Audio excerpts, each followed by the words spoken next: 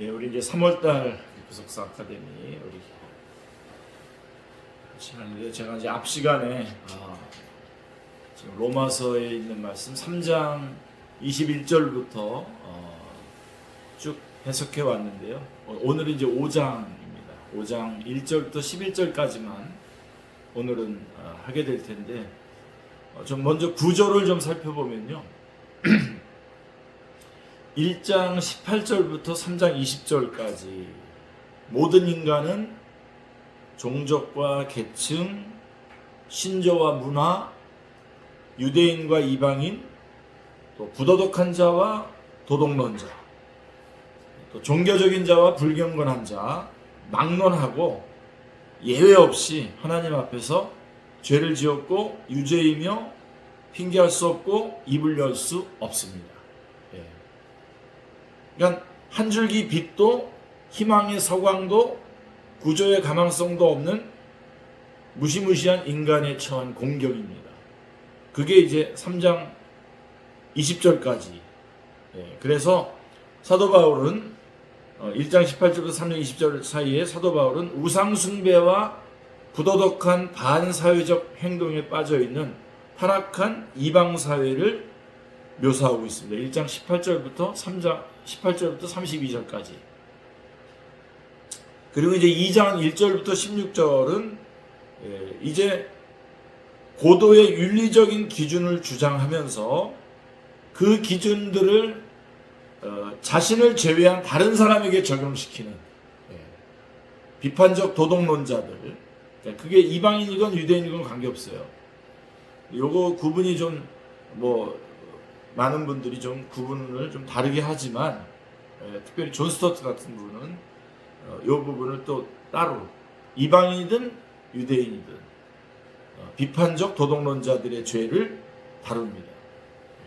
그리고서 이제 2장 이후에 사도 바울은 세 번째로 하나님의 율법에 대한 자신들의 지식을 자랑하지만 그것에 순종하지 않는 자기 과신적인 유대인들에 대해서 유대인들의 죄에 대해서 다룹니다. 그러니까 이방인들의 죄, 그 다음에 비판적 도덕론자들의 죄, 그 다음에 2장 17절부터 3장 8절까지는 유대인들의 죄를 쭉 다룹니다. 그리고서는 3장 9절부터 20절까지는 전체 인류의 일반적인 모습, 죄의 그 일반적인 모습을 쭉 설명을 하죠. 의인은 없나냐 하나도 없고 목구멍은 열린 무덤이요 하면서 이렇게 쭉. 그래서 우리 모두 죄인이며 하나님 앞에 핑계댈 수 없다라고 하는 결론을 내리게 됩니다. 그래서 18절, 19절, 3장 19절에서 율법이 죄를 깨닫게 한다라고 하는 것까지 가고 난 다음에 이제 3장 21절부터 4장 25절까지가 이제 앞부분이 1장 18절부터 3장 20절까지가 문제 제기라고 한다면, 만약에 논문이라고 한다면 문제 제기를 한 거라고 한다면 3장 22절부터 4장 25절까지는 문제 해결이죠. 답이 나옵니다. 여기서 사도 바울은 먼저 3장 21절부터 26절, 우리 처음 제가 이제 로마서를 할 때 했던 부분인데요. 3장 21절부터 26절에서 예수 그리스도의 십자가에 나타난 하나님의 의를 이렇게 묘사함으로써 칭의의 복음의 기초를 놓습니다. 그리고 난 다음에 3장 27절부터 31절까지는 유대인 비판자들이 믿음을 십자가에 나타난, 그러니까 믿음으로 의롭다 함을 얻는다고 하는데 그거에 대해서 막 비판하는 자들에 대해서 대항해서 변호하는 하나님의 의가 27절부터 31절입니다. 그래서 비판에 대항해서 변호되는 하나님의 의. 그래서 차별이 안 된다. 이제 그러면서 도덕적 비판론, 율법 폐기론 아니다 하는 이제 그런 얘기들을 하죠. 그래서 오직 믿음으로 의롭게 되는 복음은 죄인들을 겸손하게 만들고 자랑을 배제한다. 27절, 28절. 그리스도인들을 연합시키고 차별을 배제한다. 자랑 안 되고, 그러니까 우리가 믿음으로 구원받았기 때문에 자랑 안 되고, 또 차별하면 안 되고 누구나 다 똑같은 방식으로 똑같이 구원을 얻는 거기 때문에 차별이 안 되고 그다음에 율법을 굳게 세우고 도덕률 폐기론 율법이 문제 있다라고 말하는 거 안 됩니다. 그게 이제 27절 31절인데 이 부분이 많이들 해석을 잘 안 하는데 많이 좀 부각이 돼야 됩니다. 이 부분. 그러니까 3장 21절부터 26절까지 십자가에 나타난 하나님의 의 그리고 비판에 대항해서 변호되는 하나님의 의가 27절부터 31절 그리고 이제 그리고 이제 4장 1절부터 25절까지가 이제 아브라함 안에 예시된 하나님의 의 이렇게 볼 수 있습니다. 이걸 이제 자세히 좀 우리가 구분해야 되는 이유가 바로 이제 나오죠. 우리가 믿음으로 구원 얻는다라고 하는 것이 우리의 어떤 근거들을 가지고 구원받은 게 아니기 때문에 이런 부분들을 정확하게 확인을 해야 됩니다. 그래서 사도 바울은 그것을 다시 말한다면 십자가에 나타난 하나님의 의 그리고 비판에 대항해서 변화되는 하나님의 의를 그렇게 설명이 다 됐는데 이걸 다시 아브라함의 생애를 가지고 와서 이거를 설명을 합니다. 아브라함을 예시를 들어서 설명을 하는 게 4장 1절부터 25절까지의 내용입니다. 우리 지난주에 했고요. 저희가 지난달에 그래서 아브라함은 믿음으로 의롭게 되었으며 그 결과 모든 믿는 사람의 영적 아비가 되었다. 그래서 아브라함 안에 예시된 하나님의 의가 나오고 그 다음에 5장 1절부터 11절 오늘 우리가 다룰 부분인데요. 그래서 1장 18절부터 3장 20절까지 칭의의 필요성 문제 제기를 하면서 칭의의 필요성에 대해서 강력하게 얘기하면서 모든 사람이 죄인이라고 하는 것을 결론을 내리고 칭의의 방법에 대해서 3장 21절부터 4장 25절까지 믿음으로 의롭다함을 얻는다라고 하는 것을 말씀을 하고 난 다음에 사도 바울은 이제는 그 열매 혹은 그 결과 그렇게 믿음으로 구원 얻은 의롭다함을 얻은 그 결과들에 대해서 말하고 있는데 사실은 5장의 이 뒷부분 이제 5장 이 부분은 사도 바울이 아브라함이 믿음으로 의롭다함을 얻었다라고 하는 것을 쭉 설명하는 가운데에 다윗을 예를 들어서 다윗의 행복에 대해서 말했거든요. 죄 사함을 받은 그 행복에 대해서 말했는데 바로 그 행복을 간단하게 로마서 4장 6절에서 말했는데 그 행복을 넓혀서 쭉 넓게 설명한 게 이제 5장부터 쭉 나오는 내용들입니다. 그래서 우리 5장 1절부터 11절 한번 같이 읽겠습니다. 거기 제가 드렸는데요. 같이 읽겠습니다. 그러므로 우리가 믿음으로 의롭다 하심을 받았으니 우리 주 예수 그리스도로 말미암아 하나님과 화평을 누리자. 또한 그로 말미암아 우리가 믿음으로 서 있는 이 은혜에 들어감을 얻었으며 하나님의 영광을 바라고 즐거워하느니라. 다만 이뿐 아니라 우리가 환난 중에도 즐거워하나니 이는 환난은 인내를 인내는 연단을 연단은 소망을 이루는 줄 알미로다. 소망이 우리를 부끄럽게 하지 아니함은 우리에게 주신 성령으로 말미암아 하나님의 사랑이 우리 마음에 부음바 됨이니 우리가 아직 연약할 때에 계약대로 그리스도께서 경건하지 않은 자를 위하여 죽으셨도다. 의인을 위하여 죽는 자가 쉽지 않고 선인을 위하여 용감히 죽는 자가 혹 있거니와 우리가 아직 죄인 되었을 때에 그리스도께서 우리를 위하여 죽으심으로 하나님께서 우리에 대한 자기의 사랑을 확증하셨느니라. 그러면 이제 우리가 그의 피로 말미암아 의롭다 하심을 받았으니 더욱 그로 말미암아 진노하심에서 구원을 받을 것이니 곧 우리가 원수 되었을 때에 그의 아들의 죽으심으로 말미암아 하나님과 화목하게 되었은즉 화목하게 된 자로서는 더욱 그의 살아나심으로 말미암아 구원을 받을 것이니라. 그뿐 아니라 이제 우리로 화목하게 하신 우리 주 예수 그리스도로 말미암아 하나님 안에서 또한 즐거워하느니라. 좀 애우려고 많이 시도하고 있습니다. 이 부분. 그러니까 모든 사람이 죄인이라고 했고 그래서 그 처참한 인간의 모습을 3장 20절까지 얘기했고 3장 21절부터 4장 25절에서 예수 그리스도로 말미암아 믿음으로 얻는 십자가를 통해서 믿음으로 얻는 구원, 의롭다함을 얻은 것을 쭉 얘기하고 난 다음에 그 다음에 두 가지 문제를 그러니까 질문자들이 있었던 거죠. 두 가지 문제를 제시하는 거죠. 그러니까 우리가 구원 받았는데 천국까지 안전하게 갈 수 있냐? 이게 이제 첫 번째 질문입니다. 오늘 그 부분을 다룰 건데 5장 1절부터 11절에서 그 부분에 대해서 사도 바울이 그런 예상 질문, 그런 질문을 예상하고 대답을 해주고 있고, 그 다음에 더 강력한 그 질문이 하나 더 있죠.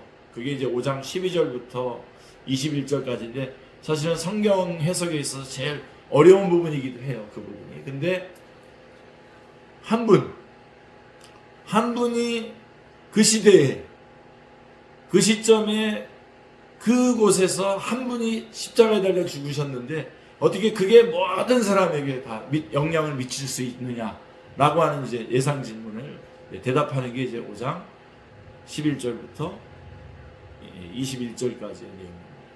그래서 오늘 그 두 개를 다 다루려고 했다가 너무 좀 세서 그거는 그 5장 12절부터는 다음번에 제가 다루기로 하고, 오늘은 그래서 5장 1절부터 11절에 그래서 구원이 안전하다.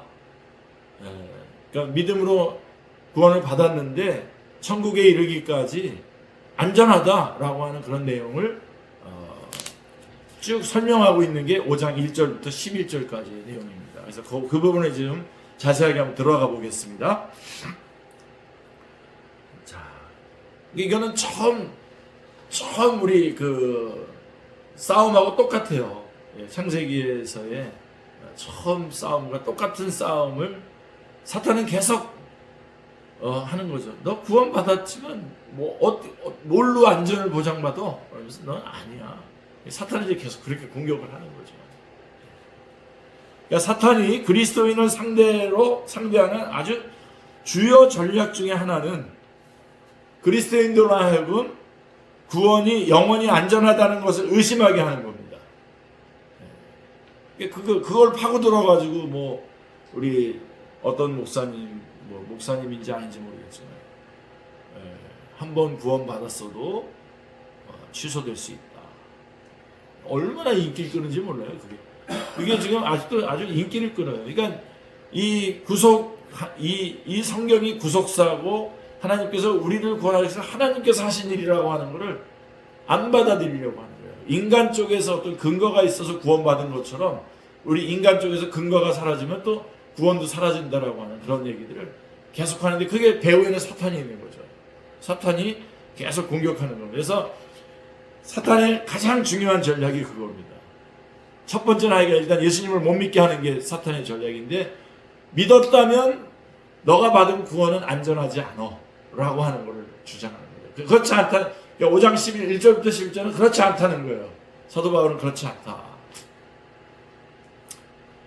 그리고 내가 받은 구원이 영원히 안전하다는 것을 의심하게 하거나, 그 다음에 구원이 개개인에게 실제라고 하는, 내가 받은 구원이 진짜 실제로 구원받은 구원이라고 하는 것을 의심하게 하는 것이 사탄의 아주 중요한 전략입니다.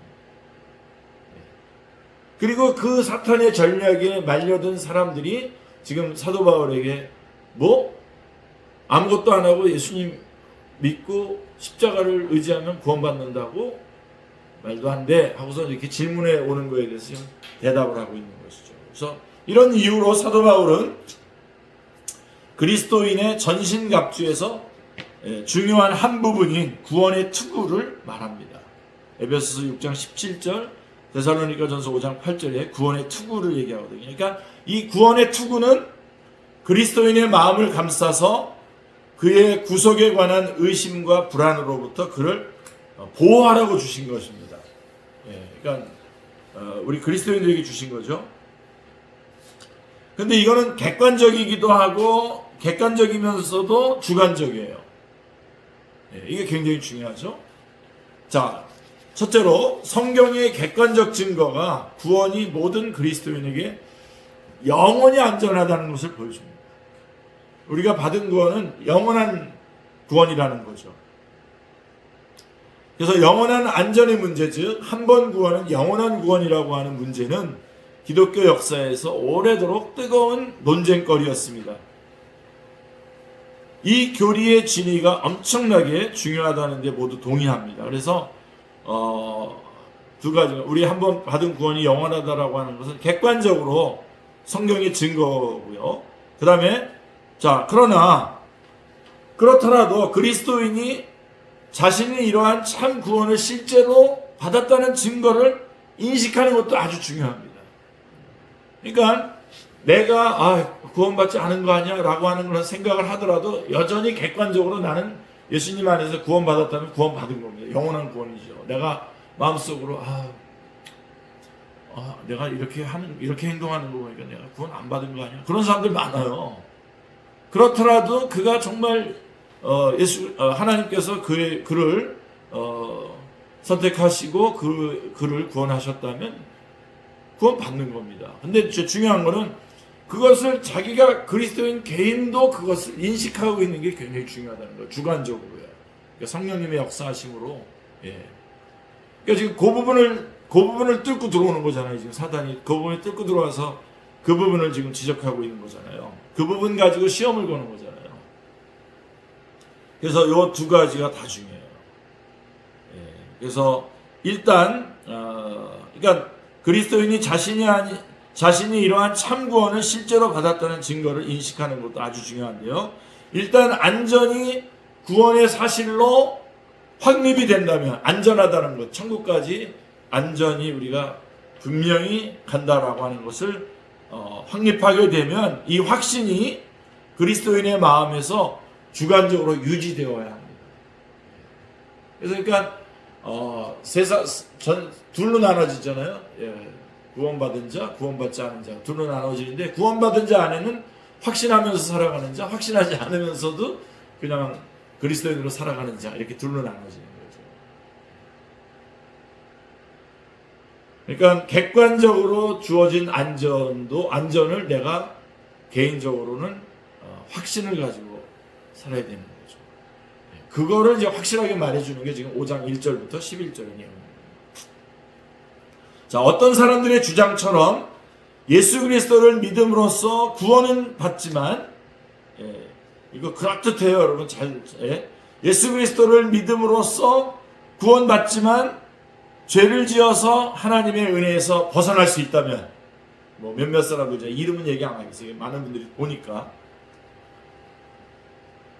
그리스도인들은 두 측면에서 자신의 영적 운명과 관련하여 늘 불확실성을 안고 살아야 됩니다.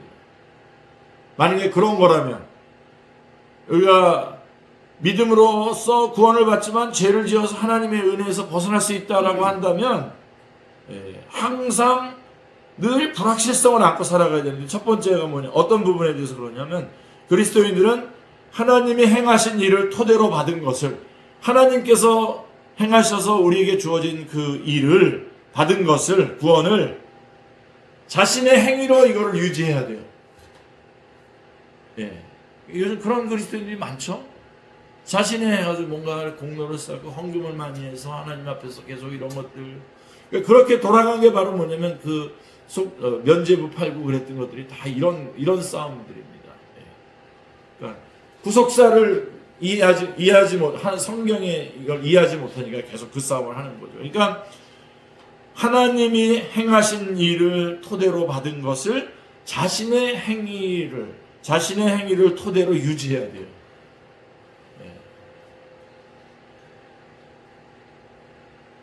그래서 옛날에 굉장히 그럴듯한데 굉장히 무시무시한 그런 도전들이 있었어요. 너 예수 믿으면 어떤 대가를 지불해야 되는지 알아? 그러면서 사실 예수 믿는 걸 좀 두렵게 만드는. 근데요 그렇게 말하면 안 되고 예수 믿으면 너 굉장히 더 많은 어려움들이 있겠지만 하나님은 그런 것들을 네 안에서 여전히 너를 죄인이었을 때 구원해 준 것 같이 그런 부분들을 얼마든지 뚫고 나가면서 이길 수 있게 해주실 거야. 그 하나님이 더 크신 분이야. 이렇게 말해주지는 않았어요. 그게 우리 선교단체들의 그때 당시에 제가 뭐 다 싸잡아서 말할 수는 없고 그때 당시에 저희 어렸을 때 그거예요. 그래서 이제 세 부류로 나눠지는 거죠. 예수님 안 믿는 사람, 예수님 믿었지만 대가를 지불하는 게 두려운 사람, 그 다음에 예수님 믿었지만 객기를 부리는 사람, 이렇게 죄송합니다. 네, 그래서 막 나가 막 이제 그러는 사람도 있는데요. 그럴 수 있지만 그럴 수 있는 근거를 얘기를 해줘야죠. 하나님이 죄인 되었을 때 너를 은혜로 구원해 줬다고 한다면 그리스도 안에서 너가 헌신할 때에 그것도 하나님의 은혜로 할 수 있도록 함께 해주신다라고 이렇게 여기까지 얘기해 줘야 되는데 그렇게 하지 않은 거죠. 그러니까 하나님께서 행하신 일을 내가 유지해야 돼요. 얼마나 피곤합니까? 예수님 믿고도 항상 그 긴장해가지고 이렇게 살아가는 게 바로 그 단계에 와 있는 거예요. 그러니까 다시 말해서 그리스도인들은 선물로 받은 하나님의 의를 자신이 성취하는 의로 유지해야 돼요. 뭐 이거 잘못 들으면 뭐 예수 믿고 그냥 널브러져야 된다, 구원파로 갑니다 그렇게 되면 그게 구원파거든요. 그냥 마음대로 널브러져도 난 구원받은 당상 뭐 이런 건데 그게 아니고 구원받았지만 그때 은혜로 구원을 해주셨다고 한다면 또 은혜로 우리의 삶을 또 인도해 주실 거다라고 하는 것을 확보해야 되는데 은혜로 구원받았지만 그 다음에는 내 힘으로 이걸 유지해야 돼요. 그래서 갈라디아서에서 뭐라고 얘기합니까? 이런 말을 하는 사람은 하늘에서 내려온 천사라도 저주를 받을 줄 라고 이렇게까지 얘기하잖아요. 근데 사실은 아마 사도 바울이 하늘에서 내려온 천사가 아니라 마음속으로는 예루살렘에서 온 지도자들이라 할지라도 이렇게 마음이었을 것 같아요. 제가 볼 때는. 자, 그래서 이 교리에 따르면 한번 받은 구원이 취소될 수 있는 것처럼 말하는 이 교리에 따르면 구원은 믿음으로 받지만 행위로 유지해야 되고 하나님의 능력으로 받지만 인간의 능력으로 유지됩니다. 그러니까 여기서 여러분 우리가 분명히 잘 타셔야 돼요. 그래서 널브러지냐? 아니라 그래서 더 성령님 의지하고 하나님의 은혜에 더 큰 은혜를 계속 갈망하면서 주께서 맡기신 일을 충성스럽게 생명을 다해 행한다. 이렇게 가야 되는 거죠. 뭐 적어도 우리 여기 계신 분들, 박정수 선생님 같은 경우는 막 쉬고 싶고 막 그런 분들 많잖아요. 그날 그 연세에. 아니라 막 제주도 뭐 어디 뭐 러시아라도 부르면 또 거기도 달려가실 거 아닙니까? 그렇죠? 왜요? 하나님이 나를 죄인 되어 치명적일 때 구원해줬던 그 은혜가 지금도 계속 발동되고 있기 때문에 그 은혜를 붙잡고 내가 그렇게 할 수 있는 거죠. 그리고 이게 저는 우리 요즘에 그리스도인들이 안 믿는 사람이 은혜냐 행위냐 싸움을 하듯이 그리스도 안에서도 은혜냐 행위냐 자기 그 싸움이 계속 진행되고 있다고 봅니다. 그래서 우리는 구속사로 이거 성경을 봐야 내가 하리라 하시는 그거를 알 수 있는 거죠. 그러므로 이것은 일종의 행위에 근거한 의가 되는 거죠. 율법주의로 되는 겁니다. 그러니까 이 교리는 그리스도인의 삶이 하나님의 기준에 못 미치면 그의 구원이 취소되고 그는 다시 자신의 죄 가운데 잃은 자가 된다, 잃어버린 자가 된다는 그런 교리가 되는 거죠. 다른 구원파하고는 다르게 다른 이단들은 다 율법주의로 가는 거예요. 그래서 열심을 내야 되고 어떤 세우는 목표를 달성을 해야 되고 그런 그 이상의 모습이 보여야 되고 뭐 하다못해 뭐 여화증인 같은 경우는 전도를 열심히 해야 14만 4천 명 안에 들고 이런 것들이 다 그런 다 그런 조건들을 내세우는 거죠. 그러니까 잃어버리게 되는 거예요. 어떤 기준에 못 미치면 받았던 구원이 취소되고 잃어버린 자가 돼버리는 거예요. 다시. 자, 그는 영적으로는 살아있지만 그 다음날 영적으로 다시 죽을 수 있습니다. 제가 여호와 증인이 저한테 와서 물어본 게 그거였었어요. 샘의 죽음에 대해서 아냐 그랬어요. 저한테 그 사람이. 샘 모른다. 그러니까 물론 이단이 말하면 전 다 무조건 모른다 그랬어요. 모른다. 그랬더니 이렇게 얘기하는, 이 샘이라는 사람이 예수님을 잘 믿었는데 죽기 직전에 살인을 하고 죽었다. 구원 받았겠냐 안 받았겠냐 저한테 물어보는 거예요. 모른다 그랬어요. 모른다 그랬지만 그 사람들의 의도가 뭡니까? 제대로 있을 때에는 그러다 죽으면 천국 가고, 그 다음에 살인하면 그 다음에는 천국에서 탈락하고, 그런 식의 논리를 저한테 물어본 거잖아요.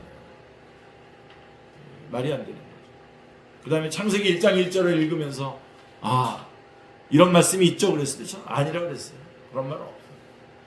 당신이 지금 아까 말한 거 보니까 당신이 지금 말하는 거는 나를 걸려 넘어뜨리려고 성경을 읽었는데 그 성경은 그런 성경은 없다. 그래서 제가 다시 읽어드렸어요. 태초에 하나님이 천지를 창조, 이런 성경 말씀이 있다. 기가 팍 죽어가지고 빨리 가려고 그러더라고요. 그래서 빨리 가서, 제가 안 보냈죠. 늦게 보냈는데 가고 나서 그 다음 주에 파이오니아를 데리고 왔어요. 그쪽의 지도자입니다. 그러니까 지금 다 그렇게 가는 거예요. 여러분, 우리 은혜로 구원받았고요. 하나님께서 은혜로 우리를 천국까지 이끌어 주실 거예요. 그런 이제 우리 교리적으로 이제 견인교리가 있는데, 그 얘기 그렇게까지 용어를 해서 말하고 싶진 않고요. 그러니까 영적으로 살아있지만 그 다음날은 영적으로 다시 죽을 수 있고요. 그는 하나님의 자녀이지만 다음날 사탄의 자녀로 돌아갈 수 있는 거예요. 분명히 객관적으로 영원한 안전이 없다면, 분명하고 객관적인 영원한 안전이 없다면 주관적으로 구원받았다는 확신이 없기 때문에 두려워할 이유가 있을 수 있습니다. 그렇죠? 자, 로마서 3장 4장에서 사도 바울은 아주 분명하게 했습니다. 구원은 사람의 믿음을 통해 역사하시는 하나님의 은혜로만 얻습니다.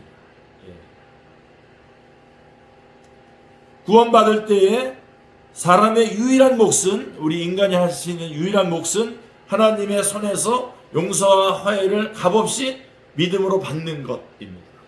그게 우리 인간이 할 수 있는 몫 딱 하나예요. 그거.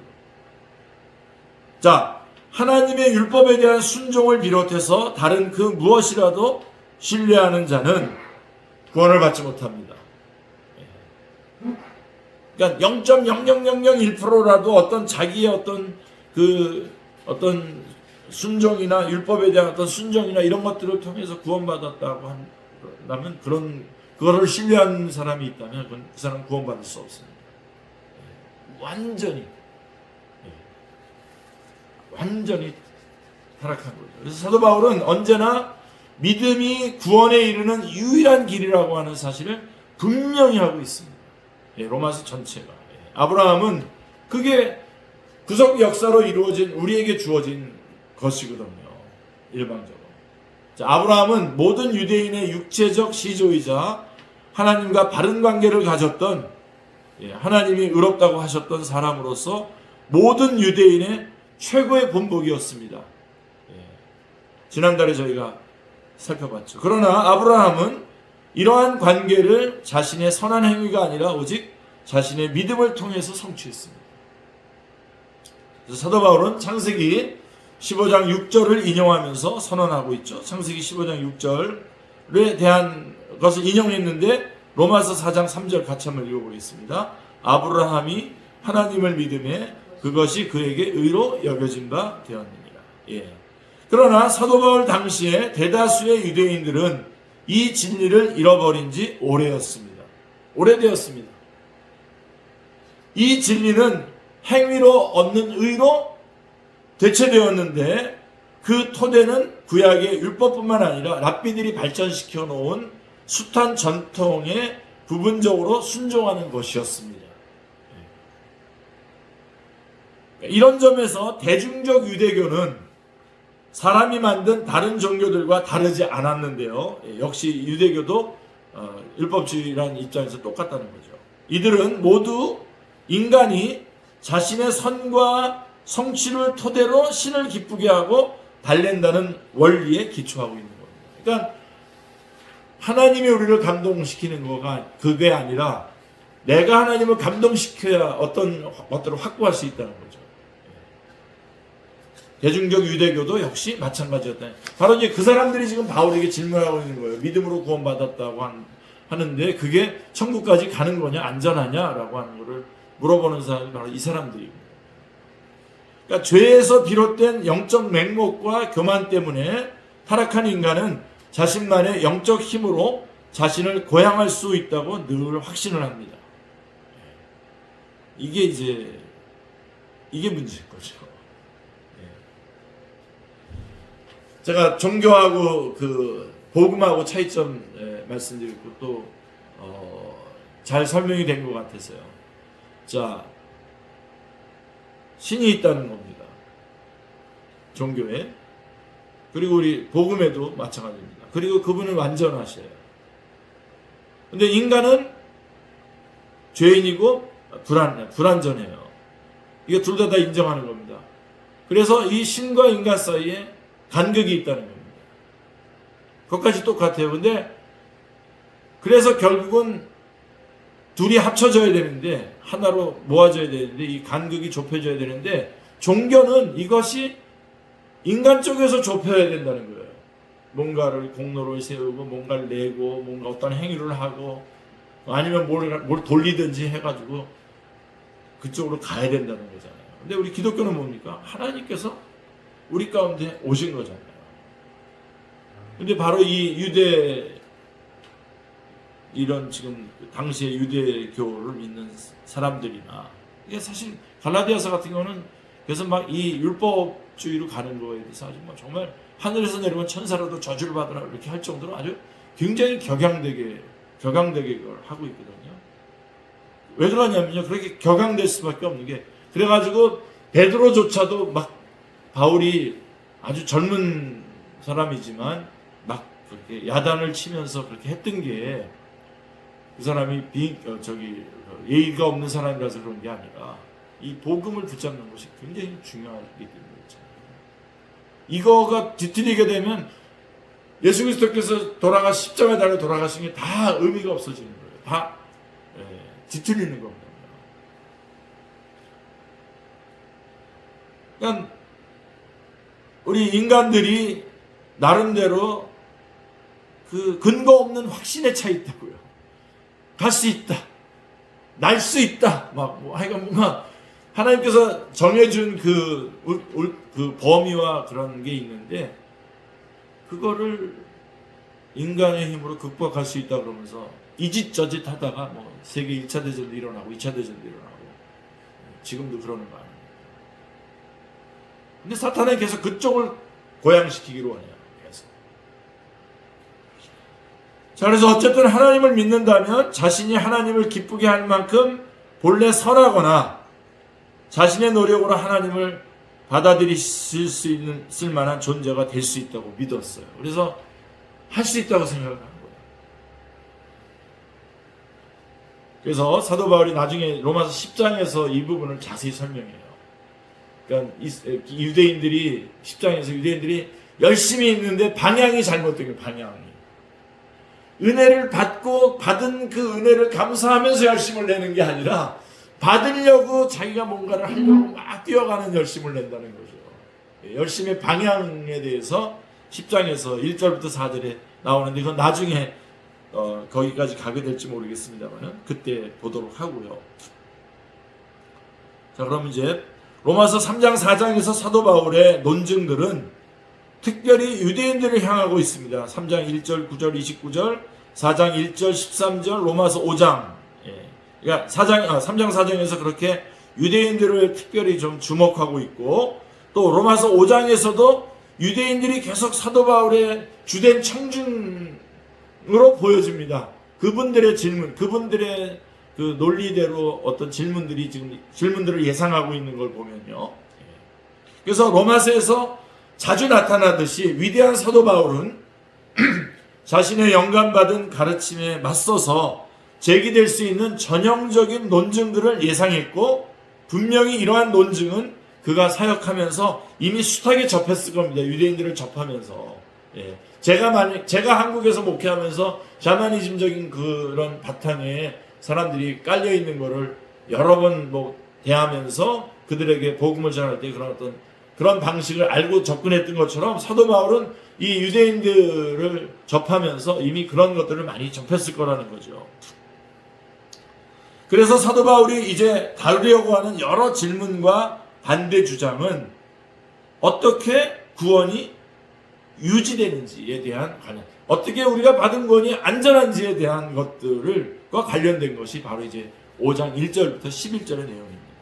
그래서 사도 바울의 수신자 중에 이렇게 말하는 사람들이 있었을 것입니다. 3장 24절에 로마서 3장 24절, 예, 그리스도 예수 안에 있는 속량으로 말미암아 하나님의 은혜로 값없이 의롭다 하심을 얻은 자 되었느니라고 했는데, 그렇다면 어떤 조건에서 구속이 유지되는 것인지, 그러니까 어떻게 믿음으로 구원받았는데 그게 어떻게 계속 유지되는 것인지, 그리고 또 자신이 성취한 그 어떤 선한 행위와 무관하게 오직 믿음으로 구원받았다면 이것은 그와 하나님의 바른 관계가 영원히 안전하기 때문에 자기 마음대로 살아도 된다는 뜻인지,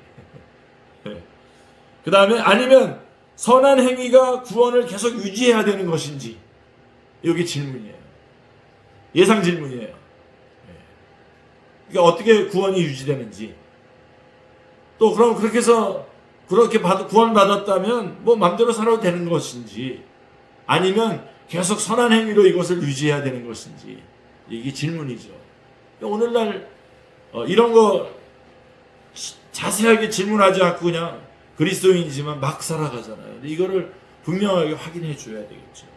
그래서 사도 바울은 믿음을 통해 은혜로 구원받는다는 가르침이 죄를 짓도록 그리스도인을 부추긴다는 억지 주장을 반박하면서 두 번째 질문에 답을 합니다. 두 번째 질문이 뭐냐면 자기 마음대로 살아도 된다는 뜻인지.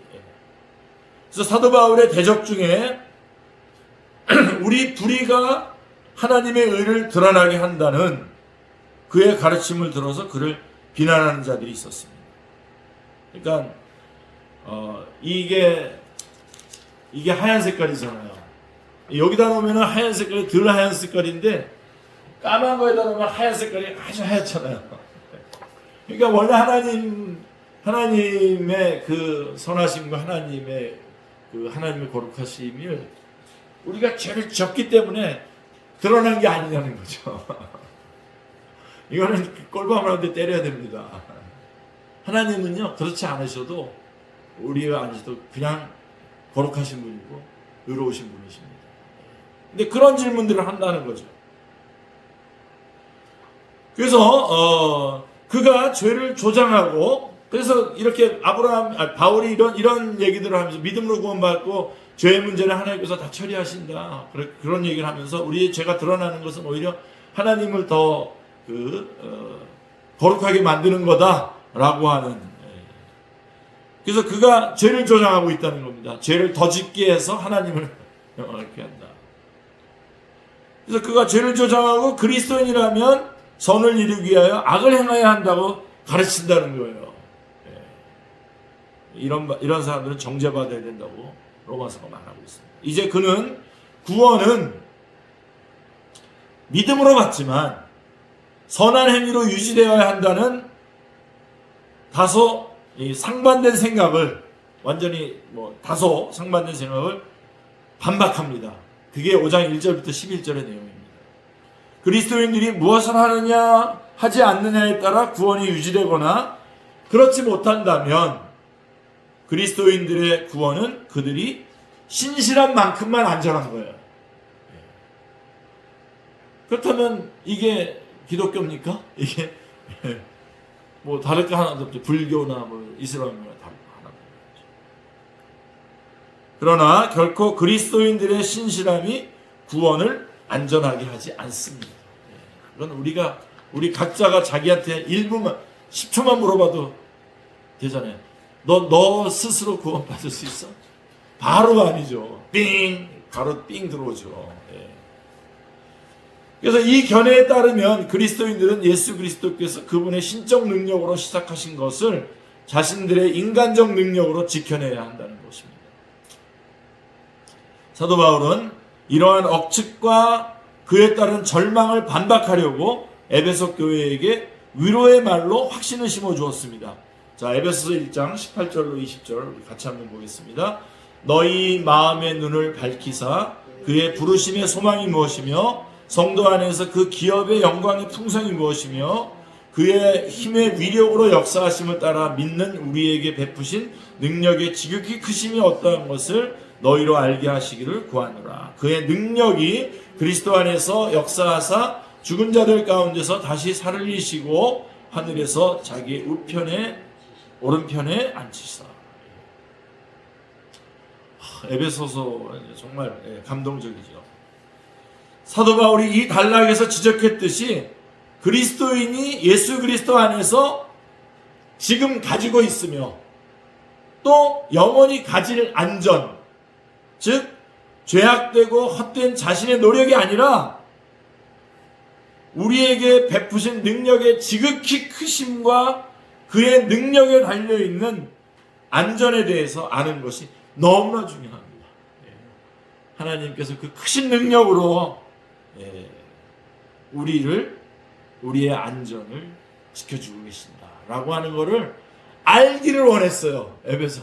이게 기도문입니다. 지금 사도 바울이 에베소 교인들을 위해서 기도하고 있는 게 뭐냐면 그들이 받은 구원이 무엇이고 소망이 무엇이고 그거를 알고 그것이 하나님의 능력으로 얼마나 안전한지를 알기를 원했습니다. 오늘 우리도 마찬가지입니다. 그래서 우리도 그걸 알아야 되고 과감하게 아주 당당하게 이것을 펼쳐나가셔야 됩니다. 누리셔야 됩니다. 그래서 사도 바울이 이 진리가 확신의 모퉁이돌입니다. 항상 근거는 하나님께 있습니다. 하나님의 크신 능력 안에 있습니다. 능력 주께 있네 하는 그 찬송 바로 그겁니다. 우리의 소망은 우리 자신이 아니라 우리의 크신 하나님께 있습니다. 할렐루야. 이것이 그 이유입니다. 디모데후서 2장 13절에 보십시오. 같이요. 우리는 미쁨이 없을지라도 주는 항상 미쁘시니 자기를 부인하실 수 없으시니라. 변함이 없으시다는 겁니다. 이사야는 하나님의 성실하심을 그의 몸의 띠라고 표현했습니다. 이사야 11장 5절에 다윗은 하나님의 진실하심이 공중에 사무쳤다고 했고요. 시편 36편 5절. 그 다음에 에레미야는 주의 성실하심이 크시도소이다 라고 하면서 하나님을 찬양했습니다. 에레미야 애가 3장 23절에서. 그리고 히브리서 저자는 그리스도인들에게 이렇게 훈계합니다. 10장 23절 같이요. 또 약속하신 이는 미쁘시니 우리가 믿는 도리의 소망을 움직이지 말며 굳게 잡고. 우리 흔들림 없는 소망은 바로 예수 그리스도이십니다. 그는 미쁘신 분이십니다. 자, 지속적인 믿음이 필요합니다. 그러나 우리가 굳게 붙잡을 수 있는 것은 우리의 성실 때문이 아니라 주님의 성실하심 때문입니다. 주님의 변함없으심 때문인 것이죠. 그래서 로마서에서 사도 바울은 그리스도인들이 구원의 완성과 관련해서 불확실성 속에서 살아야 한다는 파괴적인 주장을 반박하는 논증을 전개합니다. 그러면서 참 그리스도인과 그의 구주여 주님을 그리스도인의 그 어떤 노력이나 공로와 전혀 무관하게 영원히 연결하는 진리의 사슬을 이루는 연결고리 6개를 제시합니다. 그 연결고리는 다음과 같은데요. 그리스도인은 하나님과 화평을 누린다. 그리스도인은 은혜 안에 서 있다. 그리스도인은 하나님의 영광을 바랍니다. 5장 다시요. 그리스도인은 하나님과 화평을 누립니다. 5장 1절. 그리스도인은 은혜 안에 서 있습니다. 5장 2절. 그리스도인은 하나님의 영광을 바랍니다. 5장 2절로 5절. 그 다음에 그리스도인에게는 하나님의 사랑이 있습니다. 5절부터 8절. 그리스도인은 하나님의 심판에서 구원받은 것이 확실합니다. 9절, 10절. 또 그리스도인은 하나님을 기뻐합니다. 11절. 그래서 요 6개를 좀 잠깐 쉬었다가 다시 하겠습니다.